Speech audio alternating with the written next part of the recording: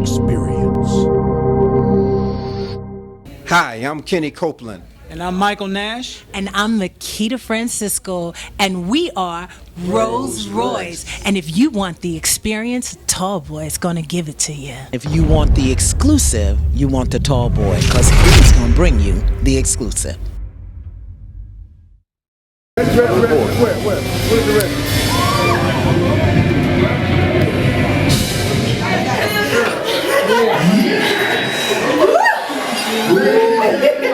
Thank you, King. This is how. And the people of God said. So you gonna join in with me?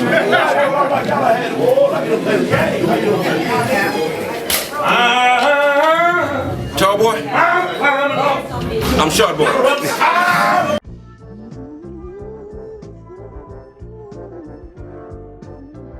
Right. Well, we started in high school, well, junior high school actually, and three of us grew up on the same street, and we decided to start a band, form a band, and we just started, picking members. We didn't know it would be a very large band. We started out with 9 or 10 people, but we didn't care.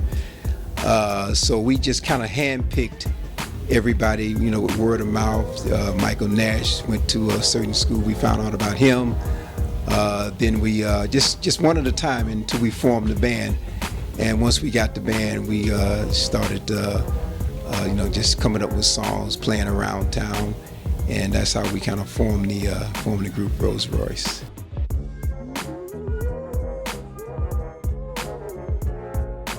One of the first performances as professionals, we opened the show for the Isley Brothers when Car Wash first came out, and that was, we were kind of like thrown out there. We had to set up our own equipment, and there's 18,000 people watching us set up our equipment, and then we came out and played, got a standing ovation, and then 18,000 people watched us come back out and break our equipment down. So, so that was like the first gig. It was cool.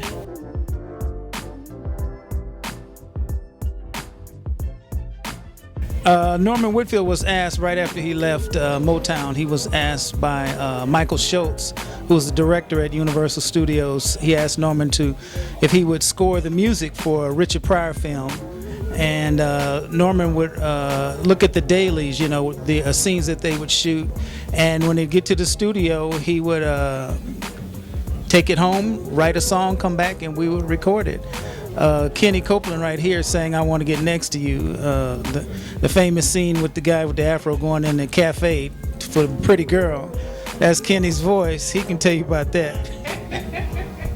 Yeah, that sound, as you can see on the show, I'm a trumpet player. I was a trumpet player before I even thought about singing, but Norman would listen to me toot a little bit, He said, "I kind of noticed something about you, Kenny. You did a little Eddie Kendricks thing here."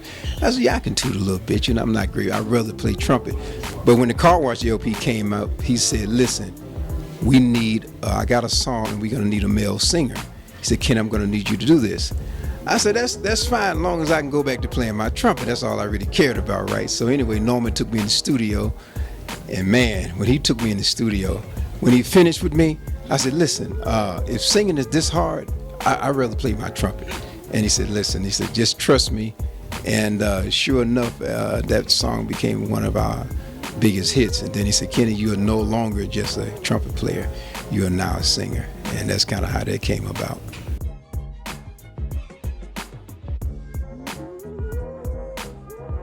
Oh man, I wish we would have found a long time ago, to be honest. But I've always heard Makita would come around to some of the shows that we did. She sung with Tina Marie as a background singer. Plus, she also had her own shows that she was doing. But when I first met her, she had a little CD or something out. And every time I would see Makita, I kept focusing. I said, "Man," I said, "this girl is amazing." I said, "Sooner or later, we need somebody like this." So we just kept running into each other and running into each other. And finally, the opportunity came up where we were looking for a singer. And it was actually 3 singers. I went to this wedding, and there was 3 singers there. And we kind of skipped around Makita because we thought she had other obligations. So we said, "We're looking for a singer." And Makita said, "Hey, listen, you guys looking for a singer? I would like to audition. I said, you? We thought you wasn't available. Man, so anyway, when I found out she was available, maybe it was rude, but I didn't want to hear the other two singers. I had my mind made up. This is the one. So we immediately took her into rehearsal, and it was just like a perfect marriage. What you see, the pretty smile, the personality, plus we got the same birthday month, so I know that was cool. Yeah. And she's amazing. And the funny part about it, when she sings those songs, it's like she made them. Yeah, that was so amazing.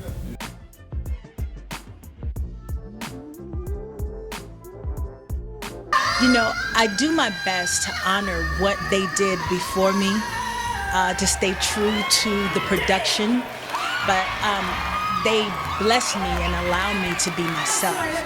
But I always will honor the production that they did along with Norman.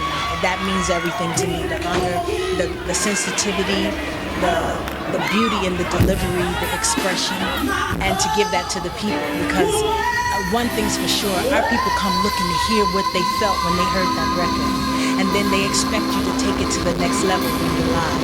So that's what I do my best to do, and honor and respect my big brothers whom I love so much. I love these guys.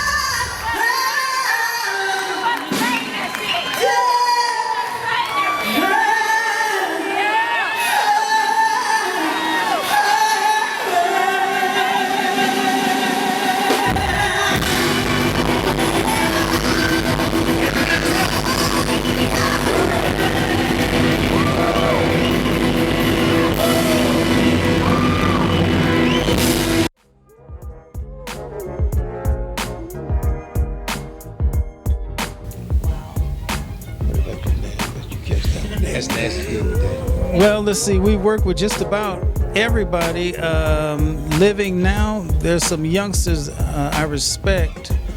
I like John Legend, where he's coming from, and the tone of Jaheim.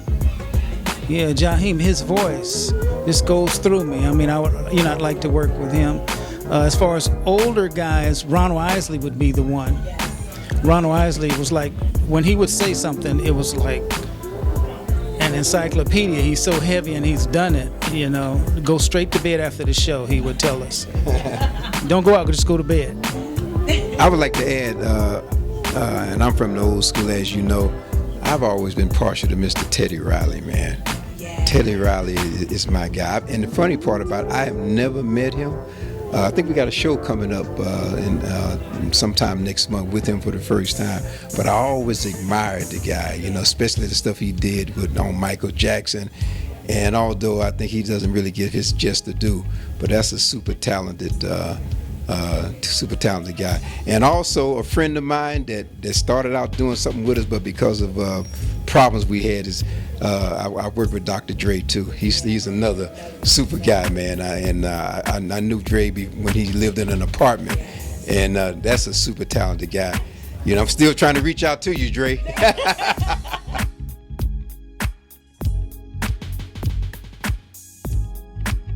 I would say watch the pitfalls. If it's front loaded, chances are once you have one hit, you won't be heard from.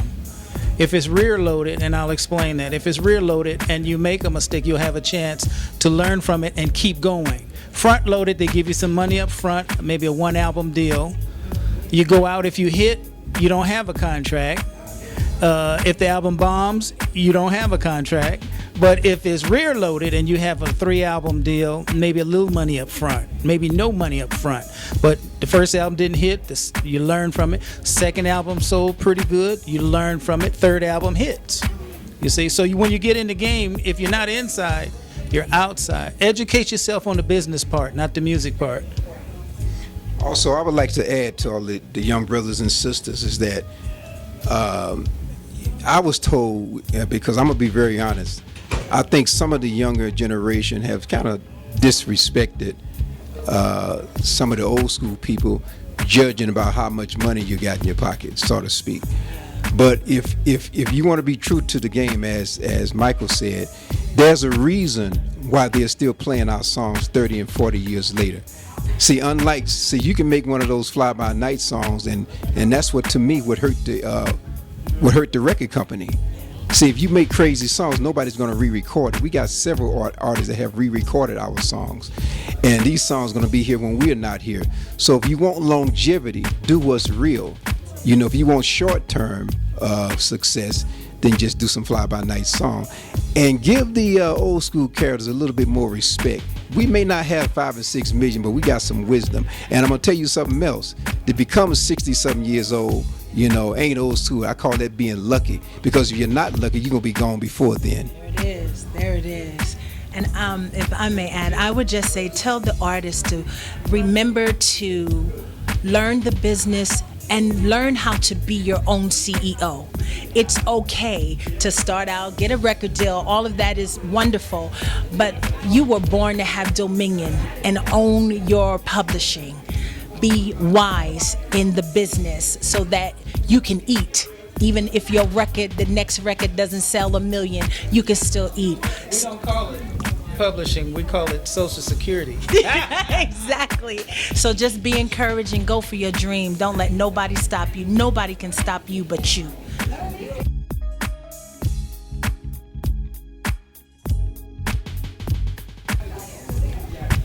What I'm saying to my fans is that, first of all, expect something new from Royce soon. Keep coming to all the shows and be supportive of all the old school groups. You know what I mean? Because we've been around a long time, and like I said earlier, respect what was done before you. You know what I mean? So when you get older, you're not going to always be 20-something years old. They say what goes up must come down, but that's not true. Once you become 40, 50, you're not never going back to 2022 again. That's just the bottom line. So something, it does not go back down at all. So keep all that in mind if you want to be around for a long time. And I think that we are living examples. And we love you. Thank you for your support for all these years. Mwah. If you're in love, write about it. Think big, think tall, think tall boy. Tall boy.